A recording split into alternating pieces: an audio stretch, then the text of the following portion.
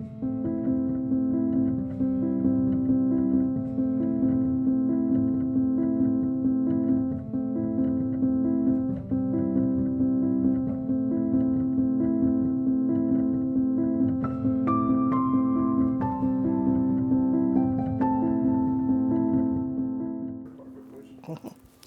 we're going to formally start now, okay? Okay.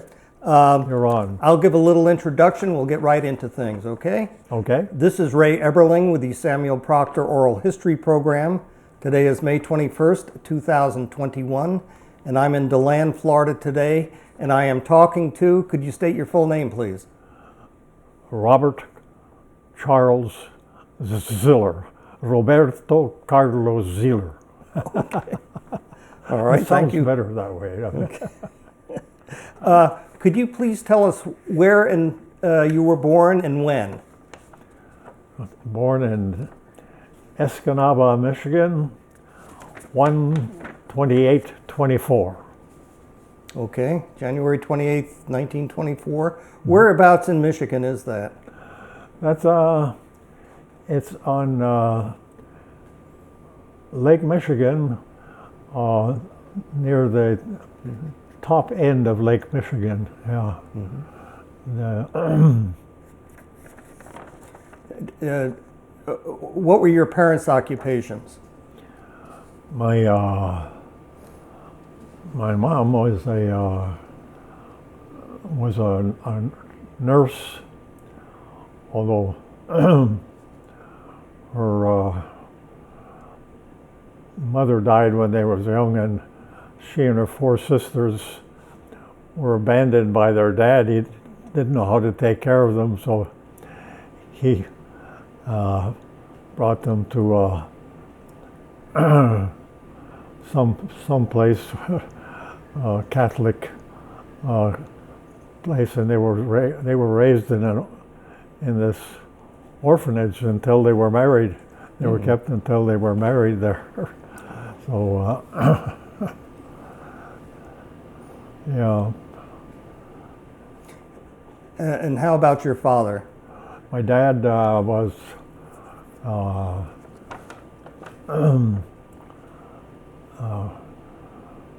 let's see, he had, how many brothers and sisters he had? I've forgotten. I think there were a total of 4 of them. Yeah, 4 of them, and 2 boys and 2 girls, and they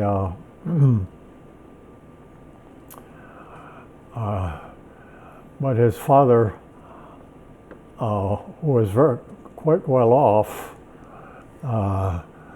but he lost an arm in a mine accident. He worked in a mine, but he also ran a bar in his basement, and so he was fairly well off, except when he lost his arm, everything went. And so that was in, my father was in the 8th grade, and he dropped out of 8th grade to take a job in the brickyard to help support his family. And so, yeah. And had your father or any of your uncles or whoever, did any of them serve in the service, say during World War I? Yeah, my dad was in the service in World War I. Yeah, that was. However, he had an accident, a medical kind of accident, while he was in the service, so he didn't go overseas or anything. But he, and as a matter of fact, stayed in the service for a while, because that was a good, pretty good income at the time, especially since he was permanently kind of wounded, and so they that turned out to be a very important thing. As time went by, he got a little bit of a pension somewhere along the way, and I think it amounted to $10 a month, I think, or something like that. But that was quite a bit of money sometime back then, and I think he sent me to college on that money. Oh, yeah. Brothers and sisters, any of them served, or if you had any brothers or sisters, or? No, my sister was a nurse, and she was in uniform during World War II. Yeah, that was. My other sister was a secretary, and she didn't. She was younger, and so she didn't. But we benefited greatly from being in the war, both of us, and we benefited mostly from staying alive. That's a good start, yes. At one point in the war, I went into, in France, I went into patch up some guys who'd been hit by a landmine on the edge of the Atlantic Ocean in France, and I had to go through a minefield to get to them. So we walked in the first man's footsteps. We had to go in pretty deeply into the place, and when we got to the fellows, they were in a little gully, and the 8 guys who came in to carry them out were up on the edge of that little gully, and one of them asked me, he said, "Would you hand me that hat?" One of the helmets had blown off one of the guys, so strange thing, so I got up quickly, handed him the hat, and then got down quickly, and boom, another mine went off, and everybody was killed who came in with me. Wow. And I managed to get down just before it went off, so I was down, and I still think I have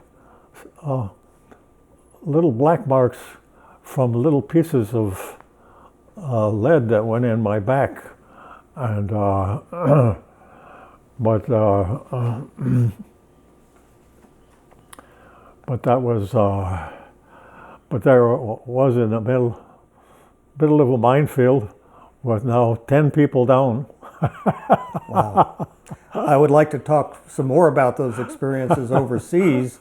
If we could come back for a moment to your growing up. Did you stay in that little hometown, or did you all move around?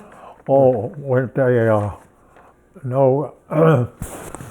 I was born in Escanaba, which was 50 miles. We moved inland because my dad could get a job working in the iron ore mine there, which he did, and then he worked later on. The Ford Motor Company moved a plant in, and he got a job there and working in the Ford Motor Company, and so we stayed in that town for the rest. They were there the rest of their lives. Yeah, And so you grew up in that town there? Yeah, grew up in that town. And okay. We were talking about growing up in the town where you moved to. Your father got a job in a Ford plant, as I understand. And you grew up there. Were you able to graduate from high school from there? Yep, I did. Let's see, when I graduated was 1941. And so I don't think we were in a war yet then, but we were, soon after that, we got into the war. Did you have any thoughts about what you wanted to do after high school at that time? Yeah, I was a top student and I did everything. But I was, because I was a top student, and they gave a party for the top students, and I was master of ceremonies, and next to me was the person who was the head of the iron ore mines in the area. Mm-hmm. And so afterwards, he tapped me on the shoulder and he said, "Young man, if you want a job in a mine, you just go down and tell the the foreman that I sent you, and you've got a job." Wow, having a job then was really incredible. I mean, there were half the men in my town were unemployed. Actually, you know, so I said, "Thank you, sir," and so on. And I went down and talked to the foreman, and he said, "Yep, you've got a job. You want to work on the surface or underneath?" I said, you know, tough guy. I said, "Anywhere you need me the most." I said, "Good." He said, "Well, all you'd have to do is pass the physical." So I went down and passed the physical. I couldn't see out of my left eye from running into that table, so I couldn't get the job. So I went home to my dad and I said, "Hey, Dad, I've got to go to college." Yep, he took me up to the college that he had spent the Army had sent him to college, even though he had a 8th grade education, but he couldn't make it. So he had been there, I don't know how long, but so he took me to the boarding house where he had stayed. The same woman was there, and so that's how I got a college education started. What school was that? What college was that? Northern Michigan College. Turned out to be later on they made it a graduate program, but it was a teacher's college essentially. Mm-hmm. At that time, yeah, that was very good luck as well. That was good luck. So you're able to start college there. Yeah. I'm guessing in like fall of 1941, yeah, just before Pearl Harbor. Yeah. So what transpired from the time you started school, then Pearl Harbor happened? Was it just an assumption you're going to get drafted at some point, or? Well, it didn't dawn on us that yet. You know, was what that really meant. You know, it wasn't, at least to people my age and so on. And of course, we were inland, and so it didn't hit us. And in the college, we got military training in the college, by the way, all the men. Mm-hmm. And most of the guys were drafted in my, and I wasn't drafted because I couldn't see out of one eye. So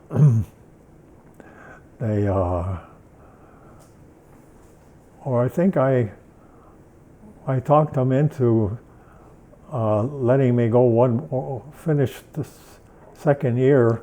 So I said, because I'd be more valuable to them by that time. I was honest about it. And so they went with me on that, and that was a great move on my part that made all the difference. And so when I went in, they took a long time to decide where to put me, and finally they even gave me a chance to get out of the military at the time. They changed the requirements, and they said, "You can get out if you want." And I said, "Oh no."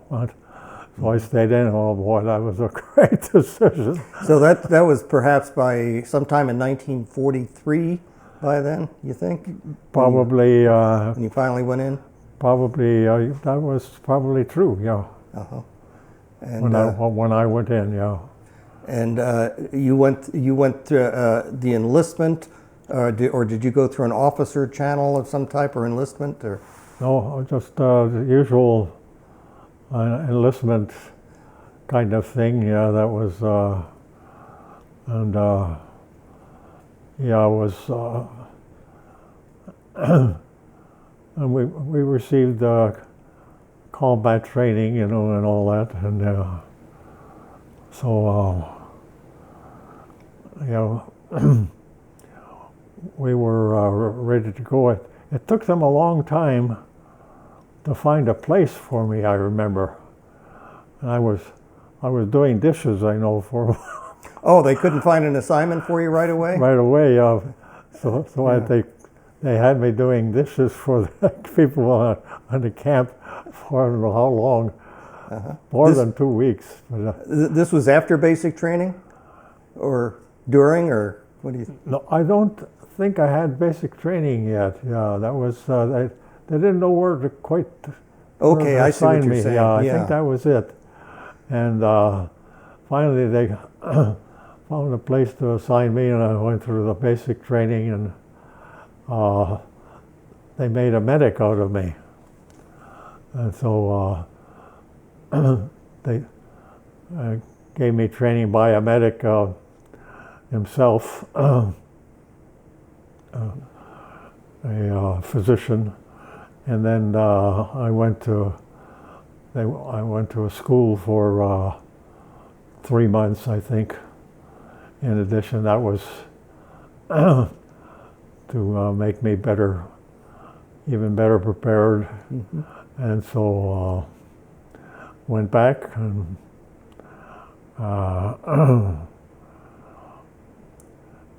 then we were, the war was on by then, of course. Yeah. Do you recall where the locations were where you did your training, that early training? Yeah, the early training was, let's see,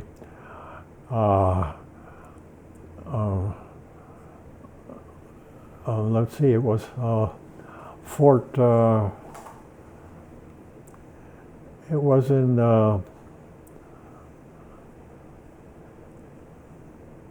San Antonio. Oh, okay. San Antonio, in the north, on the north camp of San Antonio. Okay. Yeah, it was in the north camp. And yeah, that was,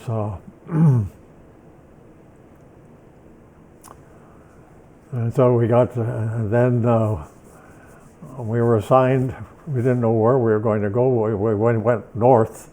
Mm-hmm. Got on a train and went north, and then to Chicago. They never told us where we were going, and then we were assigned on a train going east. Which should give you a good indication. We're going to that war. Yeah. And actually, I was kind of pleased about that. I didn't like that idea of fighting a war in the jungle. So, mm-hmm. Anyway, so yeah, so. You go to a shipyard with thousands of other troops then to get to Europe, or how did that work? How did we get to Europe? Yeah.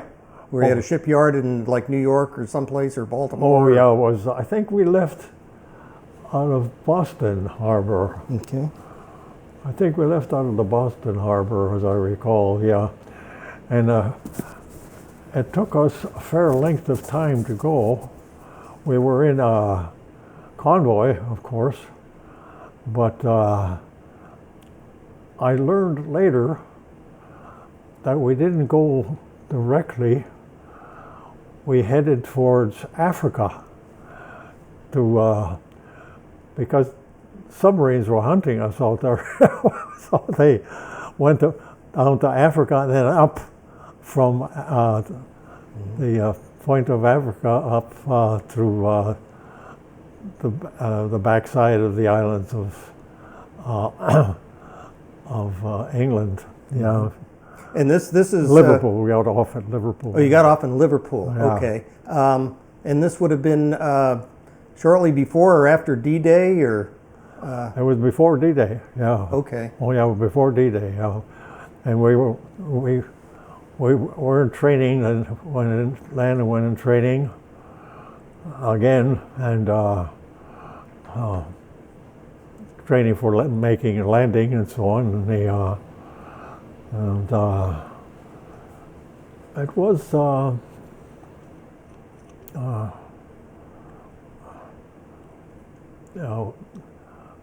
it was D-Day plus something that we finally went in. Mm-hmm.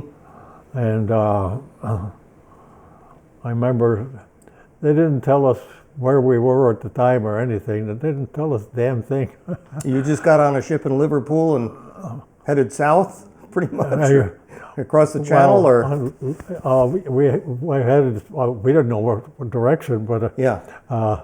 I learned later that we went down to Africa, headed to Africa, and then up the backside to Liverpool area, and then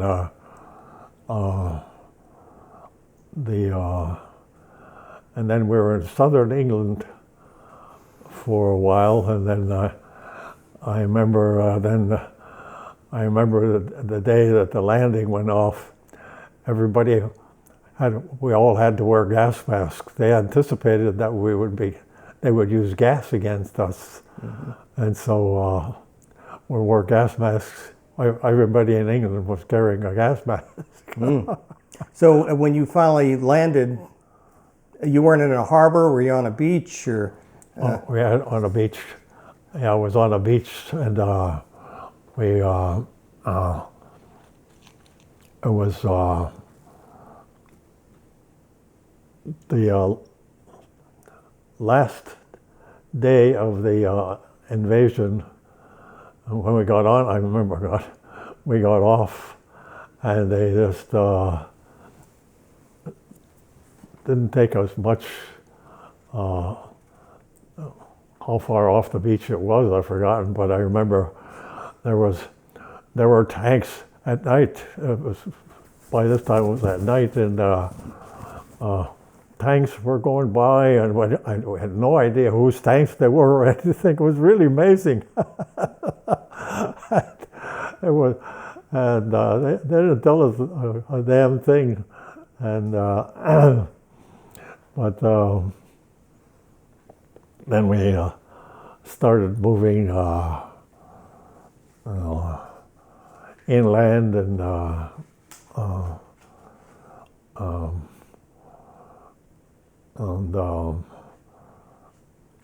then we went south to we were moved south to the Brest Peninsula. Yes. Where they had something like 100,000 German troops were bottled up down there, and that was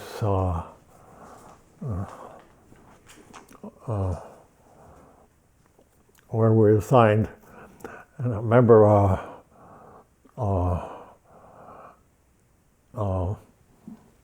I had to, they called us in, and some guys had gone out on the shore and were hit by a mine, and so we had to go in and get them. And by the way, they found where we had stepped on a large number of mines ourselves, but they didn't go off because of the salt from in the sand from the ocean corroded the pins, and they, otherwise we'd have been wiped out several times. But anyway, we got in there and patched up this one guy. But again, one of the fellows was walking around, and he said, "Will you hand me that helmet?" And I got out of the dugout while I was treating this guy, quickly handed him the helmet and got down, boom, off. Another mine went off and wiped out everybody who came in. The 8 guys who came in. Hit me in the back a little bit because I never saw where, but I'm told I have little marks of lead mark. They're black now from my back from still that mine going off. And they, but now I was a medic with 10 people down in the middle of a minefield. And you were the only medic at that point? Yeah, I was a medic, yeah. And it was a day or night? It was in the day. Okay. Daylight, yeah. And remind me again, was this your initial landing when you landed in Normandy, or was this more over by Brest where that happened? Yeah. Closer to Brest? What's that? When you had the incident with the mines blowing up? Yeah. Were you over by Brest at that time, or were you still over on the main beaches there? Then we were still there. We Okay. went over in the Brest Peninsula. That's where it was hit, on the Brest Peninsula. That's what I mean. Okay. Yeah, that was. And but they sent in another group of guys to bring these guys out. Now, so they, but this time they got smart. They had a mine finders they took in, and so we, which we should have done to begin with when we went in. We saved a hell of a lot of lives going in, but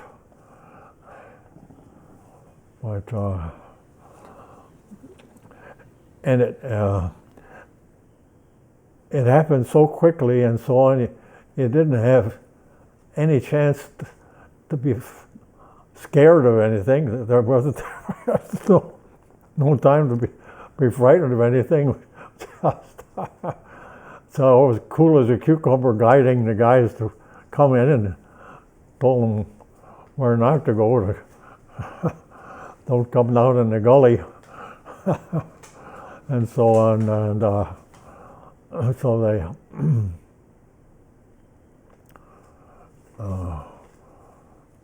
I'm thinking you're right there at the spot. You're trying to save lives, pretty much. Yeah. Your job is to bandage and stop bleeding. And were they able to be transported out quickly? Usually.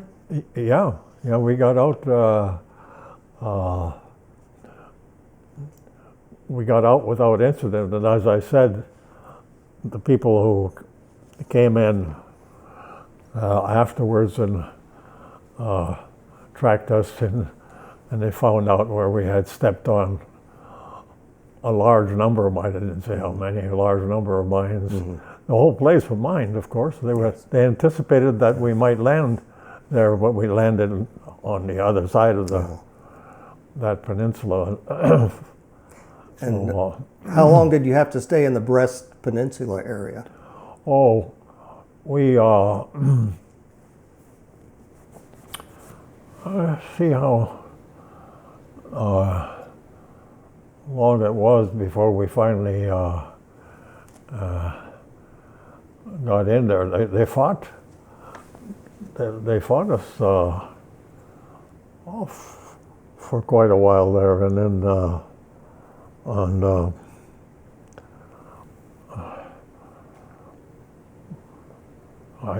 I think, yeah, we had to finally, we had to shoot our way in, I remember, and then I don't know how many of them gave up finally, but they, anyway, we're reassembled, and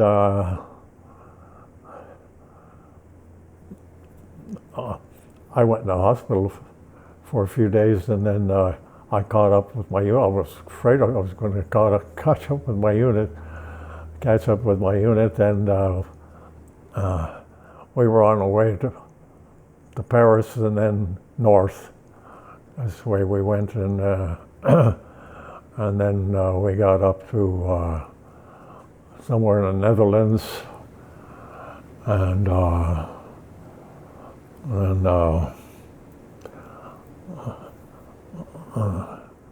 time come when we've crossed the what's the big river?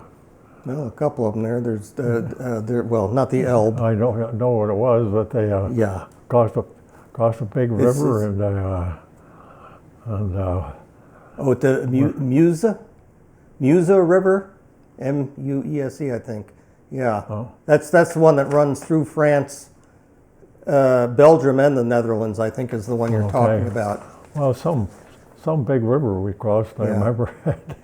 But got on the other side, and we were on our way to.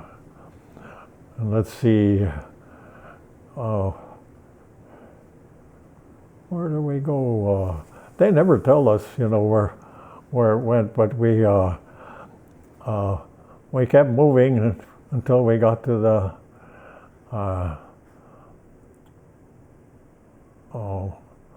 some river, which was the dividing line between where the Russians were on the other, were going to get the other side of the river. That would be the Elbe River, I believe. The Rhine or Elbe? Elbe, E-L-B-E, I believe. But they were, yes. The Russians were going to get on the other side of, we were about 60 miles or something like that from the, what's the capital of Germany? Berlin? Berlin, we were about 60 miles from Berlin, and so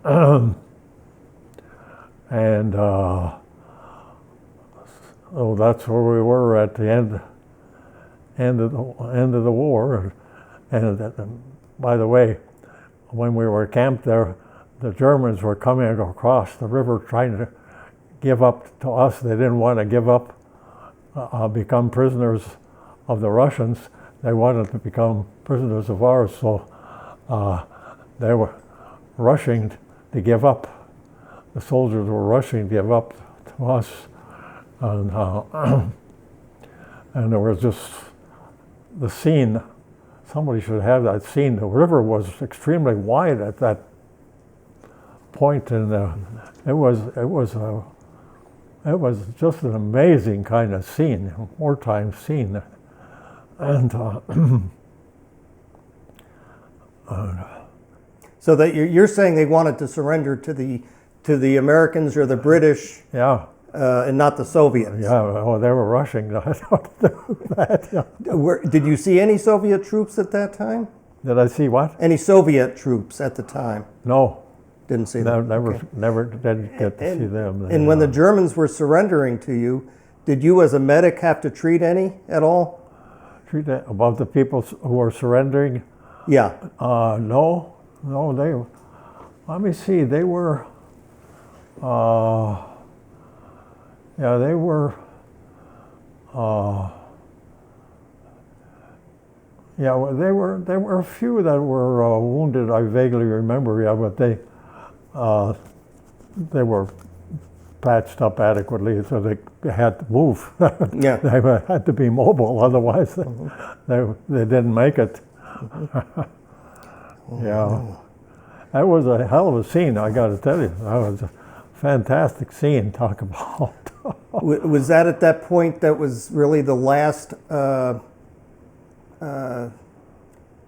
your last battlefield situation? Yeah, really. That was the last of the. But by then, that was the.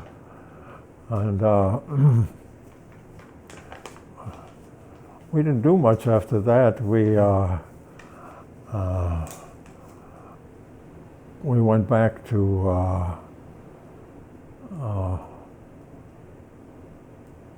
France, I remember we were up the river from closer to the shore of Paris, and I remember I'd go up on a hill, wonderful hill above the Rhine, and it was a tremendous scene. I would go up there by myself, and well, finally we got passageway back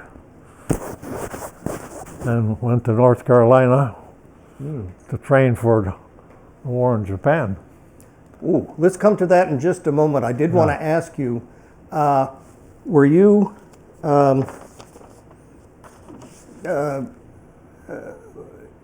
also involved in the Battle of the Bulge at some point, in the Ardennes Forest? The Battle of the Bulge. No, we were just north of it, about 10 miles north of the Battle of the Bulge. Mm-hmm. It went by us. Yeah, about 10 miles north of the Battle of the Bulge. Okay. Well, the action that we saw was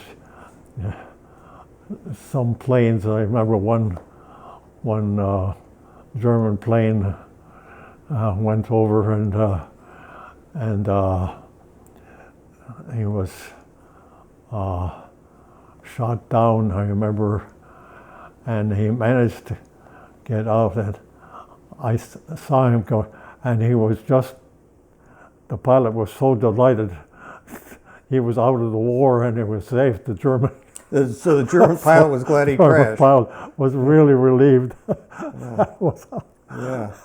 I want to go back for a moment. You said you went up on a hill and saw an amazing scene. A moment ago you said that. Were you looking down at, what were you looking down at when you said you went up on a hill and saw an amazing scene? Up on that area, let's see.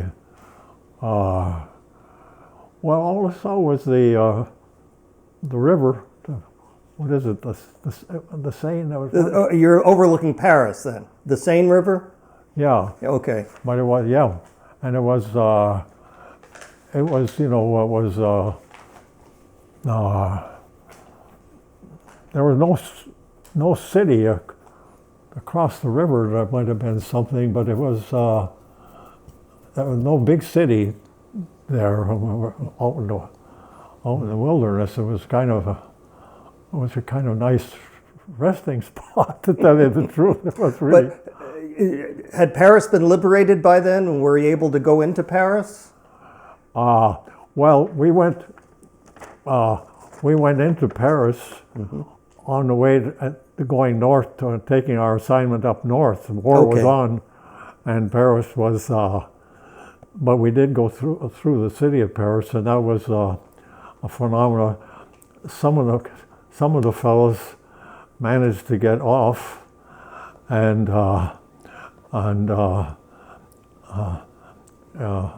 were able to be taken care of sexually by the French women on the process. I didn't get in on I didn't get in on that scene, but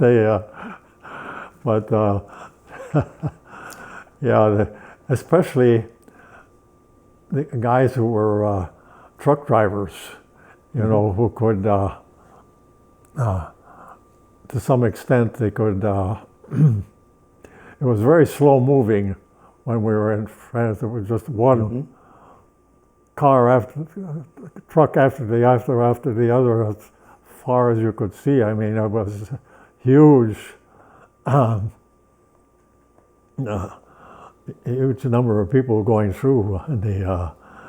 So some guys could manage to get out of, if they were driving the truck, and be taken care of and get back in again. It was a riot. And also, and again, there were very few buildings intact that we saw whenever and it was, you know, there was just in most of the towns I was through, they were just blown to smithereens. You know, there was no. When trying to think of the town we were in northern part, that was a smaller town, and the buildings were okay there. Yeah, for some reason they weren't blown apart. But, so we got to stay inside for a while. Were you able to have any time off at all while you were there? No. No liberty or anything? Even towards the end? Well, on the way back, when the war was over, on the way back we had time off. I told you we're waiting along this river. We were high up in this river, and the ocean wasn't too far away. Never saw the ocean, but that when we had time off, but we never got to go anywhere. They didn't let you go anywhere whenever we were.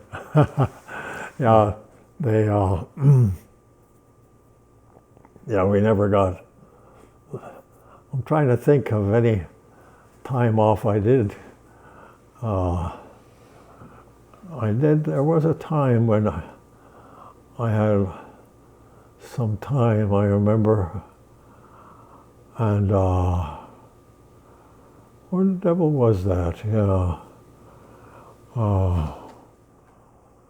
Was it Brussels by any chance? Brussels, Belgium? Brussels.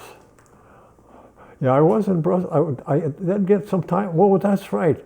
I did get some time off, a few days off, and went to Brussels. I remember, and they had that's right. That was nice. Again, I think that was after the war was over. Mm-hmm. That was after the war was over. We went to Brussels, and I remember I met a girl there, and French girl, and she took me along with her when she was going to catch some kind of transportation to go north, and she wanted me to come with her, and I couldn't go because they'd shoot me if I went able with her. And I remember her words was, "Tis a pity, tis a pity, tis a pity." Yeah, that was. Well, were you able to write home or even get letters back? Oh yeah, throughout they had fantastic service. Oh, fantastic service! Yeah, I would write letters, and I don't know how long it took to get, but somehow they'd find us and deliver us on the way. It was amazing what they were able to do.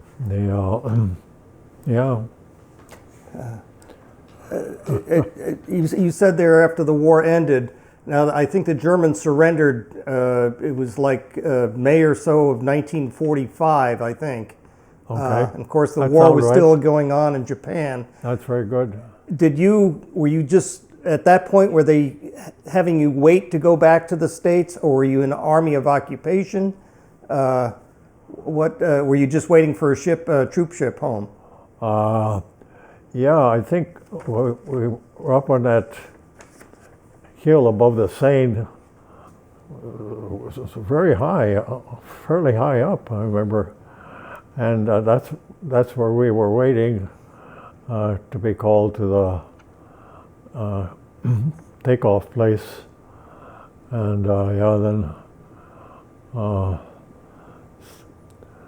somehow on that day we were dragged in and got on shipboard, and we were on the way back. There were a pile of us on that. It was a relatively small ship. I remember there were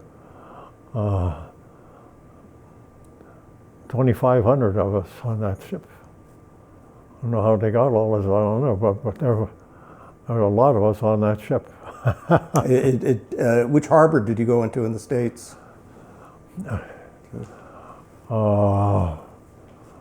Gee, it wasn't a noteworthy place of any kind. Mm-hmm. There wasn't any. Yeah, and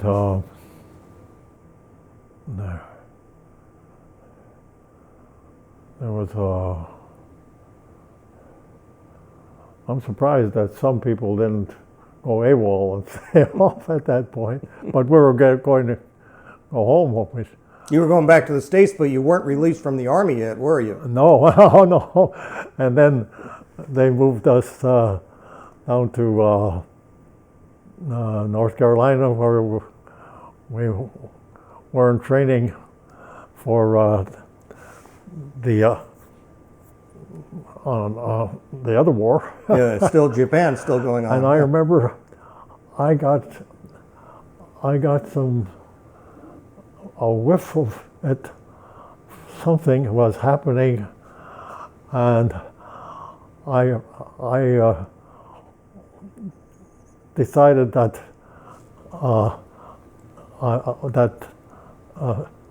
the war had been called off or something, and I went around shouting to the guys, "We're going home, you guys, we're going home." So I'm guessing that's August 1945, about that time. Yeah. You're talking about what happened in Japan. Yes, with the it was the atomic bomb. In Japan, yeah, we were training to to go there, and so and it wasn't. I guess since we were already there, we got off a little earlier than some of the guys that were out. So yeah, that was a great day. So you found out you're going home. Was it soon thereafter? I mean, did the Army keep you around for a couple of months, or? No, it wasn't too long. It was, I guess, it was about a month. Mm-hmm. After I said we're going home, the guys were going home, and we were lucky. We got.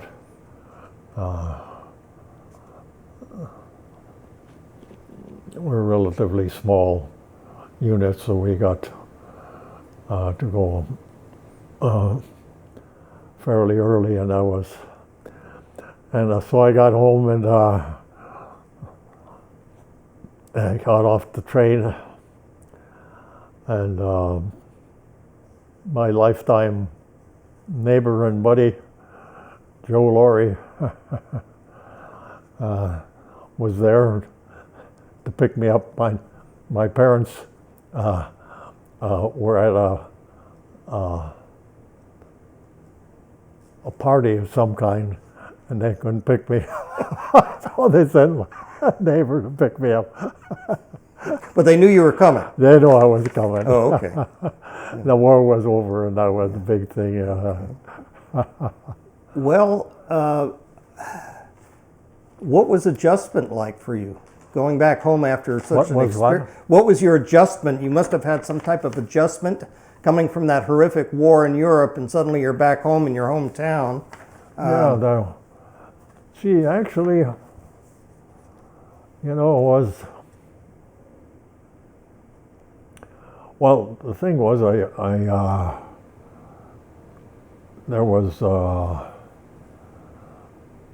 there were a number of us, from the town. And I remember we would play a lot of pool and poker among the guys who had been released. And and I did a lot of reading. I did a lot, and I did a lot of reading when I was in there.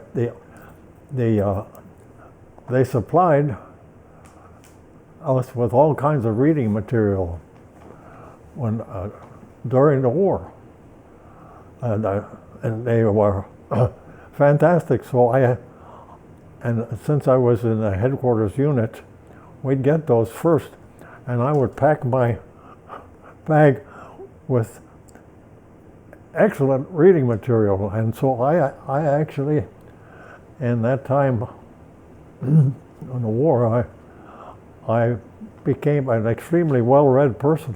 They were the best, great novels. Mostly novels? Yeah, or non-fiction things. But they were terrific. So I had a terrific, and I also had taken a course in literature before I went, so I knew what the great literature was. So I gave myself an education for those 3 months or so that I did. They'd say, "Where's Ziller?" Oh, he's in the back room reading. Do you recall any favorite authors? Favorite authors at that time? No. Okay. No, I don't remember. Or novels, yes. Yeah, that was. I had a list of the famous books, the famous authors, and so on. So I would.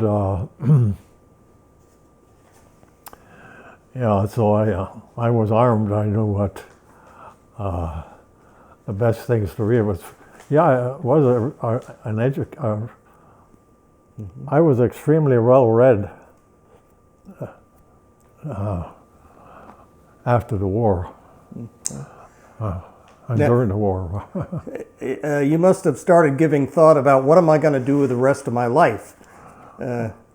Well, yeah, I didn't think. Well, since I'd been in college, I just assumed I would go back and do that, but my timing was off. I got there just after the college had started, so was in my hometown, and so that was a kind of an interesting time. I did a lot of reading again, and played a lot of pool.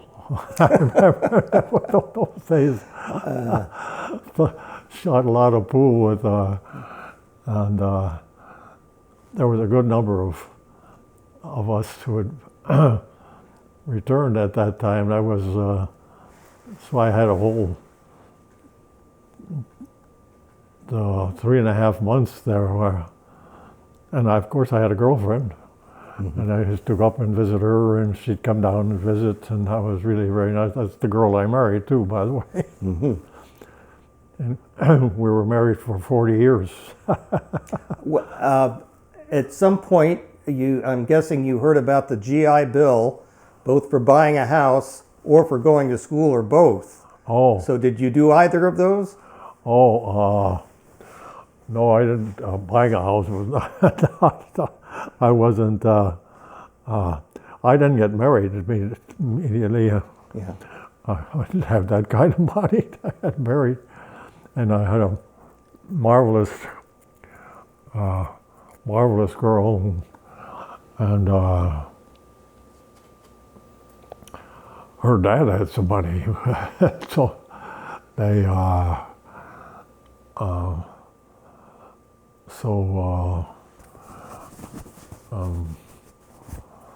when I finally got back to school, she was in her. That was the last year for her. So we were together, and I lived in a house just 1 block below her house. So it was really a marvelous a marvelous kind of arrangement, and she took off and got a teaching job off, and while I finished school, and of course I'd go up, we'd visit fairly often, and then when she got back, and I guess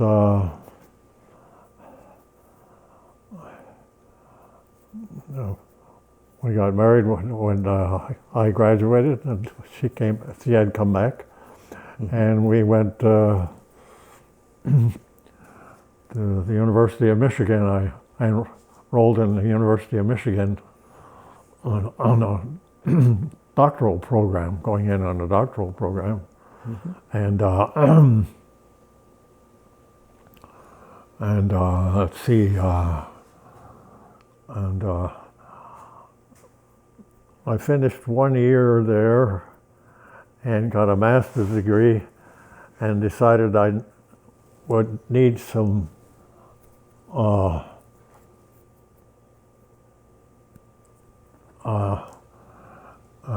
money, and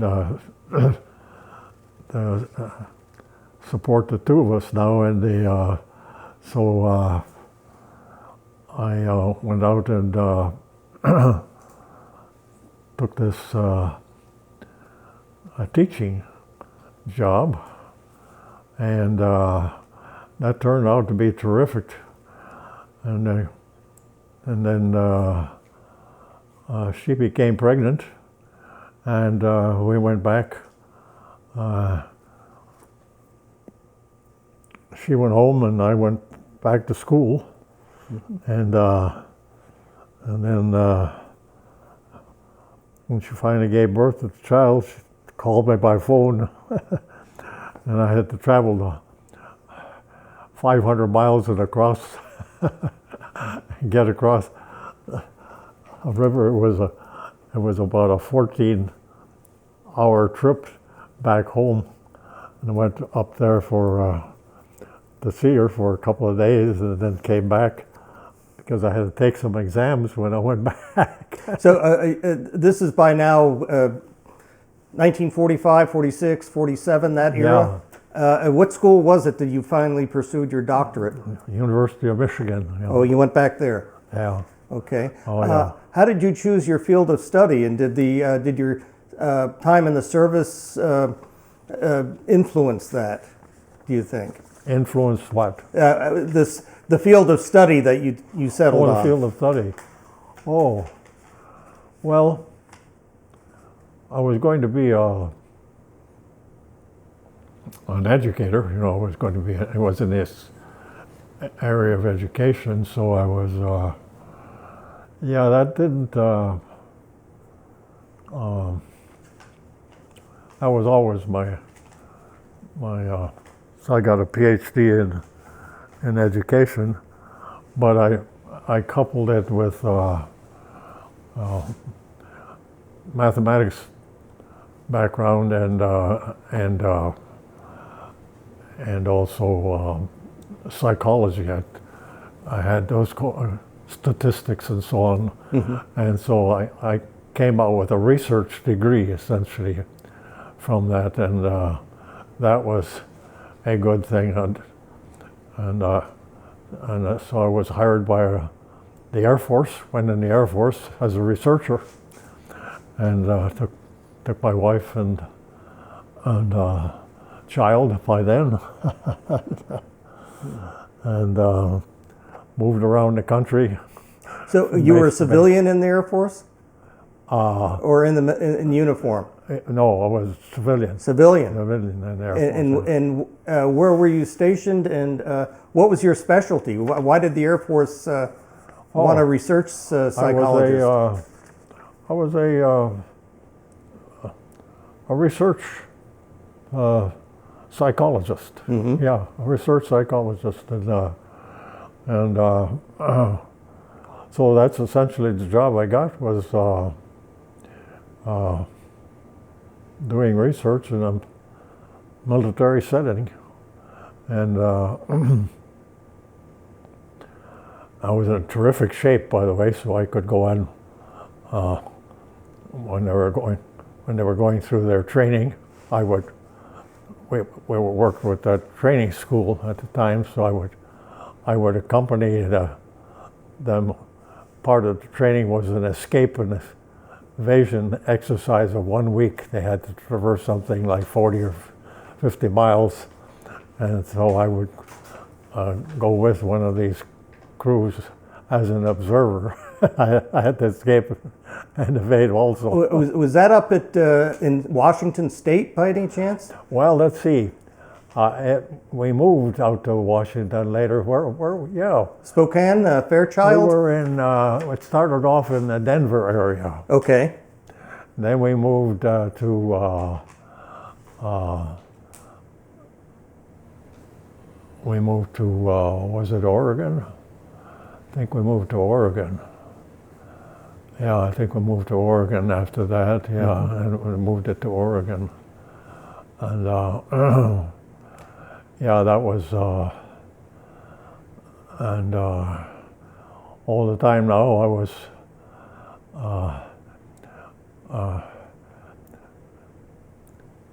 and I came up with a study I could collect data on, mm-hmm. and for my dissertation on the job now.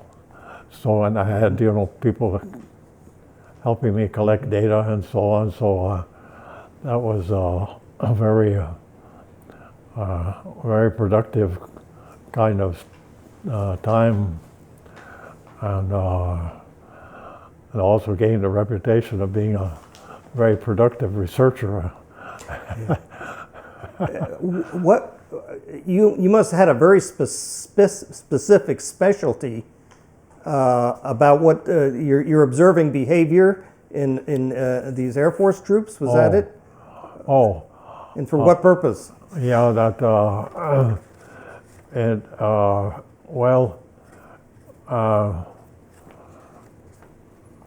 with the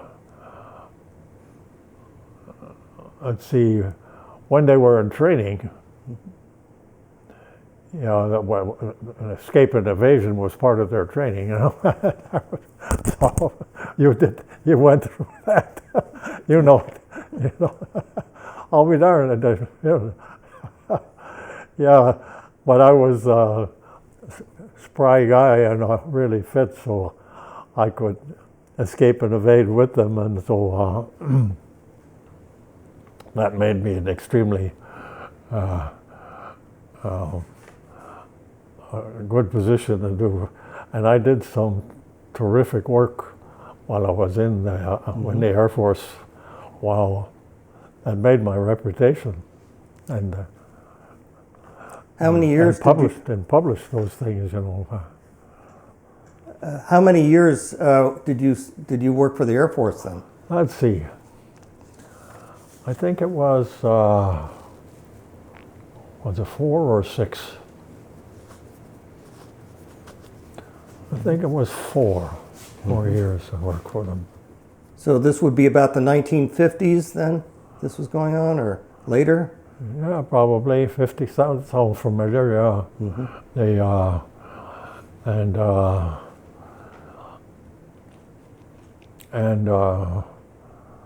the last thing I had to learn was 2 foreign languages. I collected the data and wrote it up, all the data, and passed the exam on that. And as soon as I passed that exam, at the University of Michigan, I crossed the campus and I picked up some books on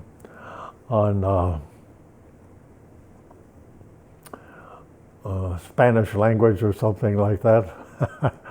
And on the way back, I was operating out of San Antonio, I think, at that time. And on the way back to San Antonio, I was already teaching myself the Spanish, and I've forgotten how many months, a couple of months, I guess, that I flew back up to Ann Arbor to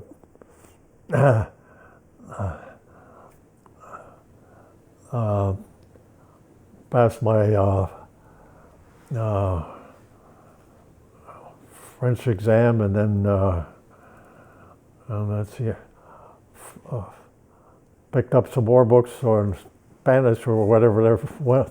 I think I learned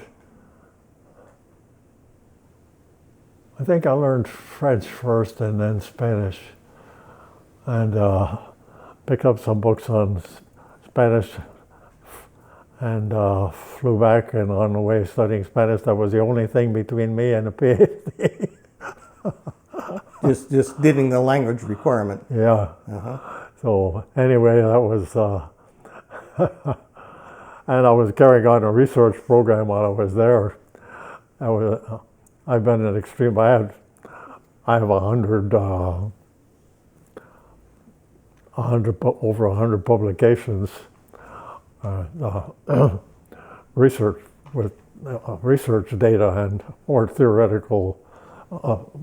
Some theoretical papers too, of course, and so I had a terrific, thanks to the Air Force, a lot.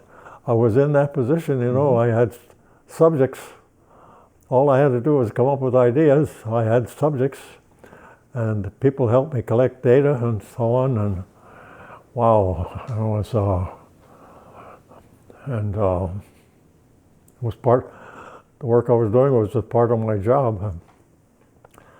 And I got the reputation of being a highly productive, inventive researcher while I was in the Air Force. And so I was offered a job at the University of Delaware. Just as I'd gotten my degree by then, just offered me a job at the University of Delaware.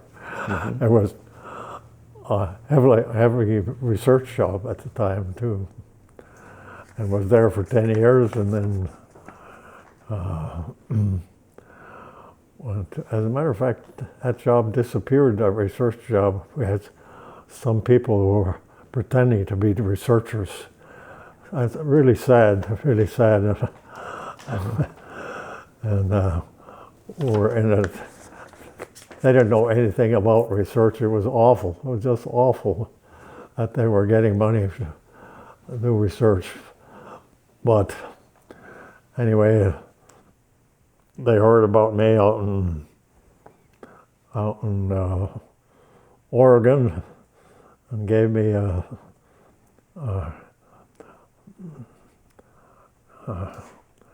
this time made me a full professor out at Oregon, and another research but teaching job. And I was at that for 5 or 6 years, and did some excellent work again. And then they wanted chairman of the Department of Psychology down in Florida, and I had met a guy when I was up in Delaware, was in Oregon, and he recommended me to, and I got the job, and stayed there until just recently, and moved again. By the way, that's one of the secrets of me over all kinds of other people. I moved a lot, and when I moved to a new place with a new idea always, and I didn't.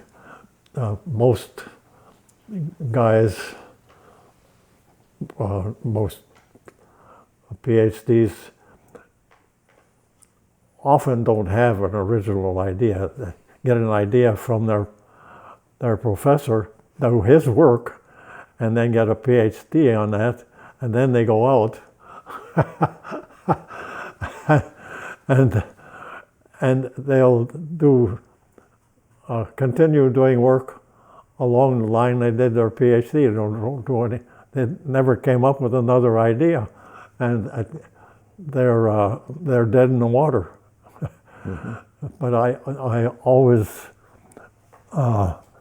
moved after I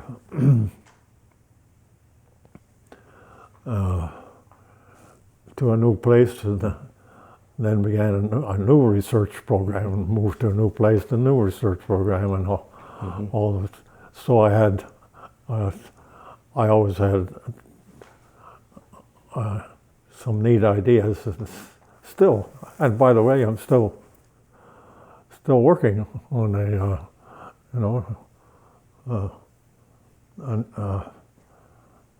a neat idea, and I've done all the research.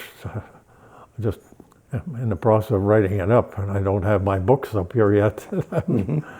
But I have moved out of where I was, and that's been the secret. Is if you stay in the same place, it's kind of secure, and you don't. Research is a bit risk-taking. You don't. You're not certain that your idea is going to work out or anything. So people don't want to risk. They work on the same stuff that they worked on all their lives, and they're dead in the water. But I am a risk taker, and so.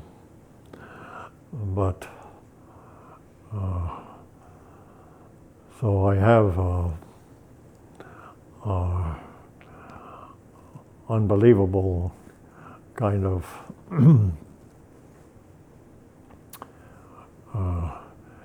history in there, but and it's been much more fun than doing the same damn thing, following one idea all your life. That's really sad when you think about it. Well, I mean, you've had an incredible experience. I think you have alluded to the fact that your experience as a young man during the war in the service reflected on your life and career. Is that safe to say? Well, yeah. That's the service. Well, it helped me get a job in some ways too. And they, but they,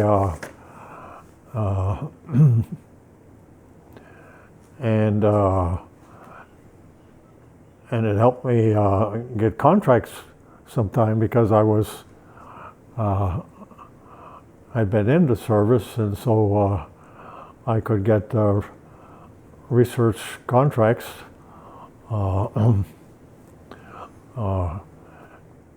using service personnel and so on. So I was very, I worked both ways. I was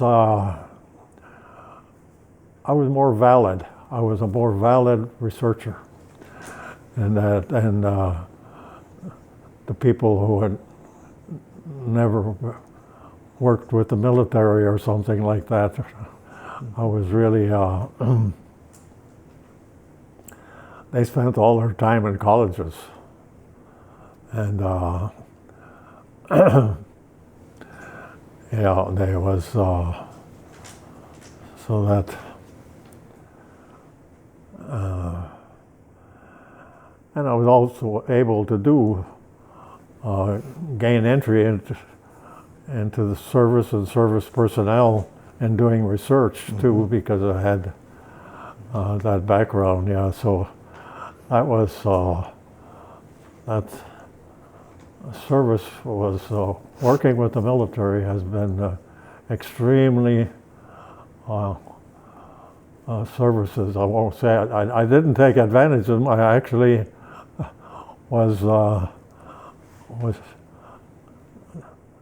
did well by them. They did well by me, by me as well. So it was really a perfect kind of arrangement. This is usually the point in the interview where I ask if you thought I might ask something and I never asked it. And by the same token, I don't usually do this, but because Frank has also interviewed many veterans over the years, if he had anything.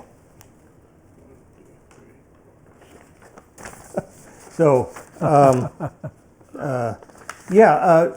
let's backtrack for a moment. Did you have any lasting friendships from your time in the service? In the service. Specific friends that you served with over the period, yeah. and stayed in touch with over the years, perhaps? Let's see. Let me see. Well, let's see.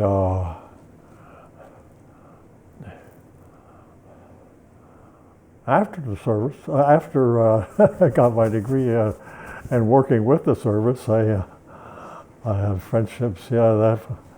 Let me see.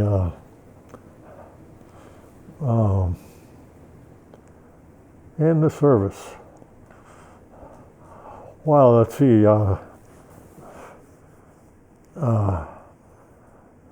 Friendships. There were two guys, and I remember. When were they?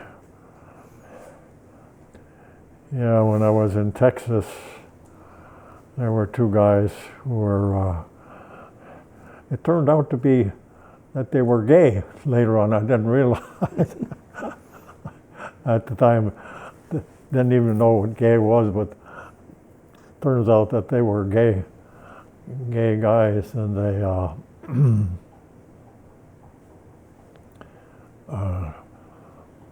I don't think I even realized it at the time when I was working with them. It was afterwards I did, but yeah, they and see whatever became of those guys. I followed them for a while. They were in the Texas area, and they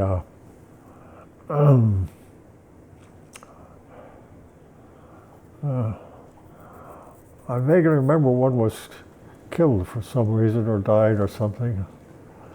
Let me see. But friends, yeah, you always had terrific friends in the Army. Let's see. Oh yeah, the guy I worked for.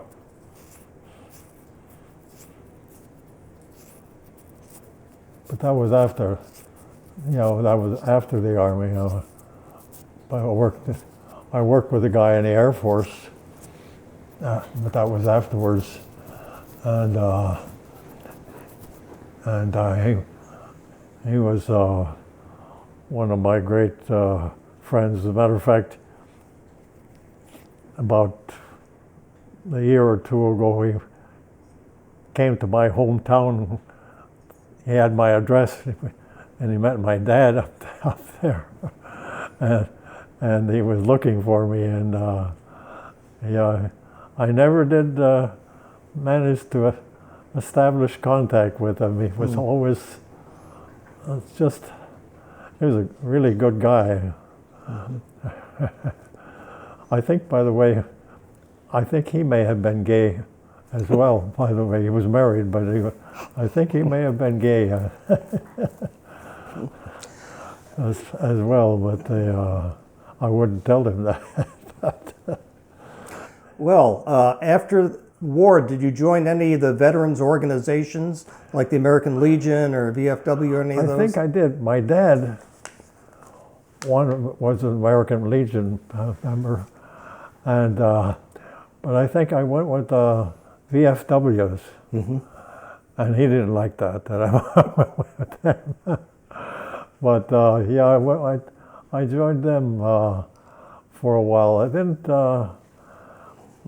didn't keep that up particularly. I don't know why I didn't. But I was.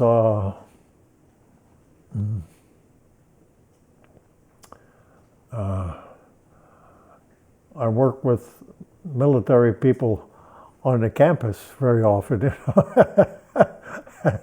and of course I had an advantage there as well, and that was so. Yeah, I worked with them, and they helped provide me with subjects and so on for for my studies. Yeah, that was.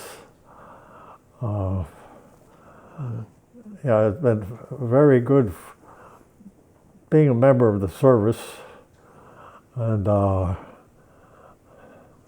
has always been very, very good. It set me apart from everybody else, and having been a real honest-to-goodness soldier in wartime, and a wounded soldier besides, was Yes, that helped. I wanted to ask you about that. You've won some medals, awarded some medals during your wartime service. Yeah. Do you recall what they were? You know, I that's why I'm angry. Oh, I remember one. Well, one was, of course, Purple Heart. Mm-hmm. So that was one. But one guy came up to me once and he said, "Oh, that's the medal to have." And I guess it was when I was wounded by trying to save some people who were hit by a mine, and I was hit myself by the mine, and I got some very special medal because I was risking my life to save somebody, and should have been killed, as a matter of fact, like everybody else was. So in some sense, you know, it was a the shame was the guys who were killed should have gotten the medals, you know. That I feel I benefited off of those guys' deaths in the process, you know. Do you recall the name of the medal? Was it like a Bronze Star or a Silver Star or some other name? Do you recall? We can find out later. Yeah. she didn't take those along, or with me here. Somehow they're back there. I've forgotten what the devil. It wasn't the Silver Star. I would remember that. It was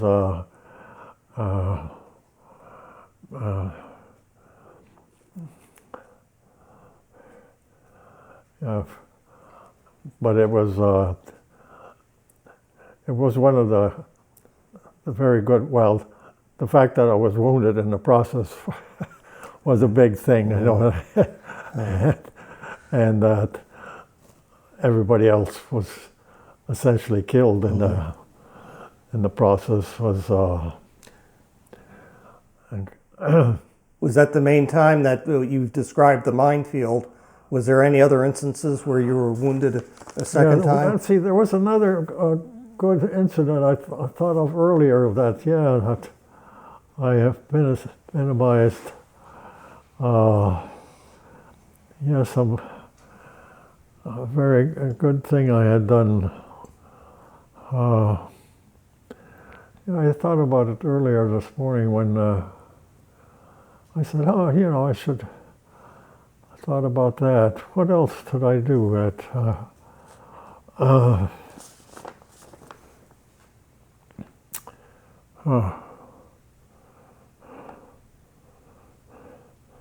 Damned if I.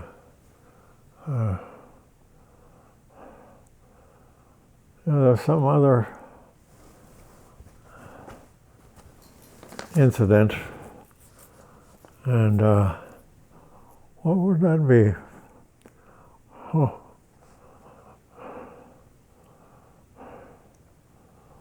See, it would be.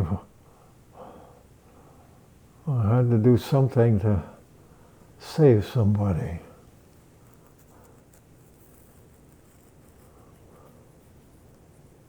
Huh. Yeah. Oh, darn. Well, again, this is information we could get later and add just textually, so don't don't worry about it. But we were fascinated. No, it was a nice incident. It was a good incident. And it was paired with the other one. It was a very noteworthy kind of thing. What the devil did I do? A minute to think about that.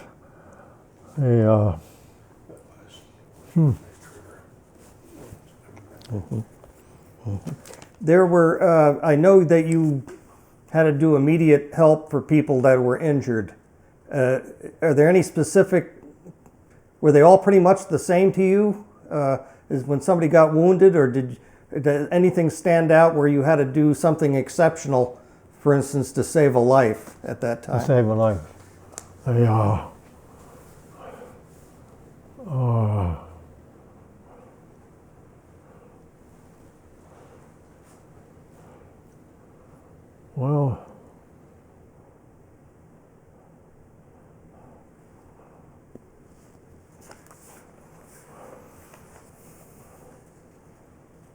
Well, of course, we now had a pile of other people who were, 3 were killed immediately, you know, Right.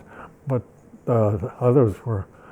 But by then, a crew of people came in, and they took over the fellows who had been mortally wounded now.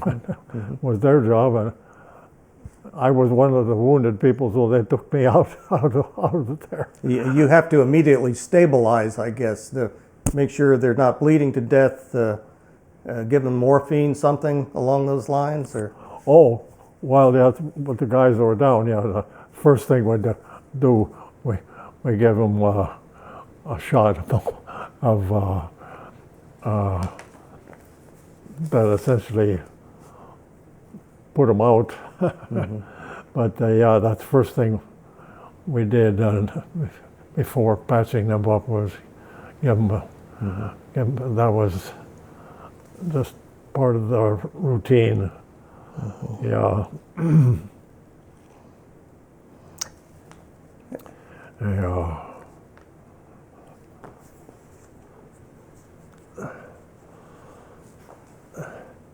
They didn't have to do that to me because I don't think they gave me a shot. I've forgotten what, and I don't know what wound was. I have a number of black marks on my back, and I always think that one of them is on my arm here somewhere. I think, do I have a kind of black mark? A little dark one right back here, I think. Yeah. Okay. Yeah, there are a number of those come from that exploding mine that went off. And, yeah. But there was something else I did do in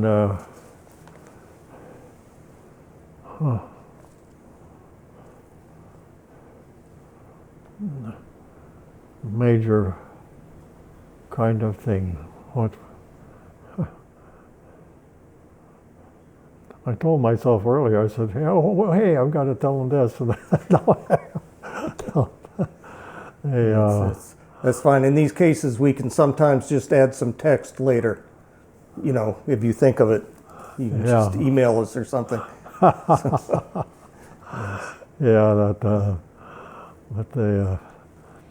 all of those, that military service was very important in terms of my development, I have to tell you. Professional development and personal development and everything else. Wow. And as I said, I could have gotten out of it, but I was in those days, you know, if you were a fella, you didn't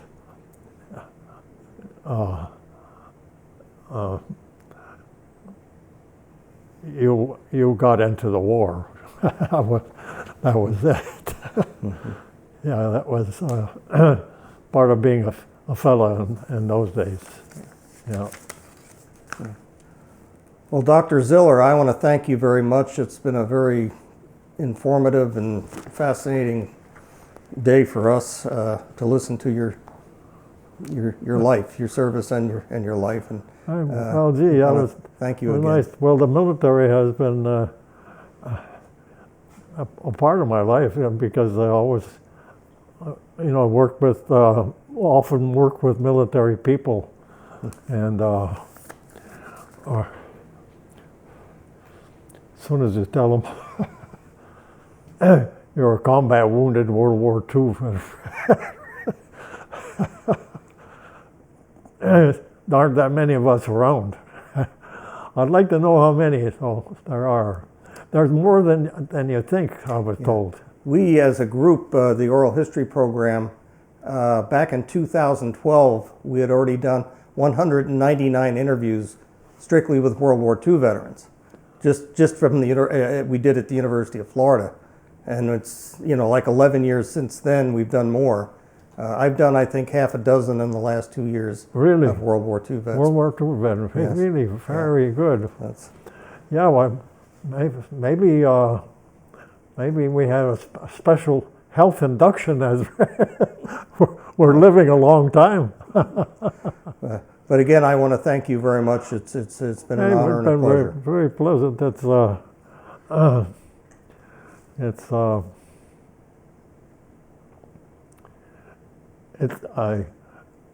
As time goes by, I didn't realize how significant it was for a long time until quite recently, as a matter of fact, to say that that was the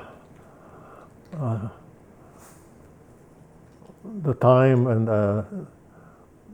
the 2 or 3 major incidents that I had that were really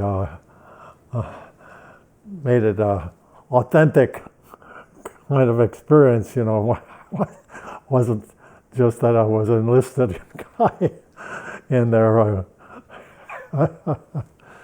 Yeah, I was in a war, God damn it, and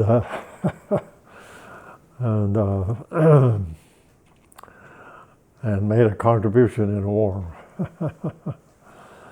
Yeah. And I have to admit, I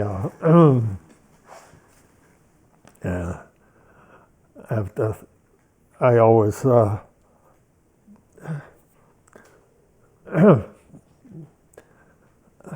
think of the guys who didn't make it. Sure. And feel, that they were cheated. They were cheated. God damn it. Yeah, that was, yeah. And I feel, that I'm using the fact that they were killed is using that and taking advantage of that, It seems, so ridiculous that I should be being treated in an advantaged position because, I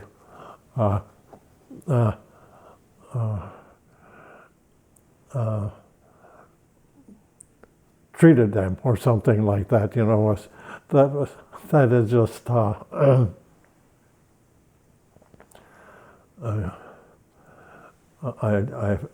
feel that there's something wrong with that. People, they'll say something about honoring a soldier who was killed, but they don't have any idea. They don't have any idea about,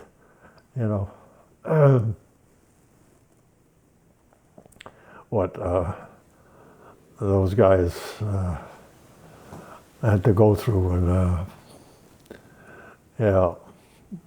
that does bother me a lot, and they trot us out as a World War II veteran or something, and they don't know, they have no idea what that means. You can understand that, yeah, you can understand that, but they have no idea what that means. Yeah.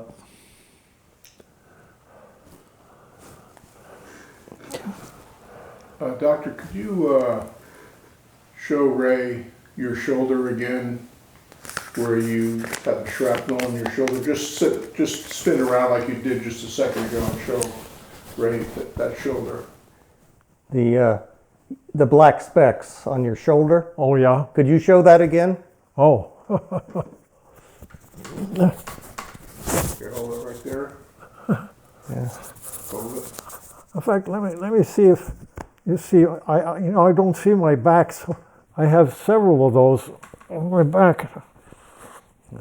Wondering what. I know I was hit in the back, and there's a big. The largest one is somewhere around there. I never saw, but That's fine. I'll show you. That's fine. I want to show you the black spots that are back there. Somehow it seems strange to me that those black spots are there. And they're all the same. Oh. Can you see them? Can you want to swivel the chair? Oh. Yeah, let me. I can do it. There I got it. Oh, there. I'm more stable than I pretend, but I'll let you. Ah, yes. They're round, same size black spots, and there's several. We can see them, yes. And I have a feeling that they're part of the explosion. Could we walk you around? There we go.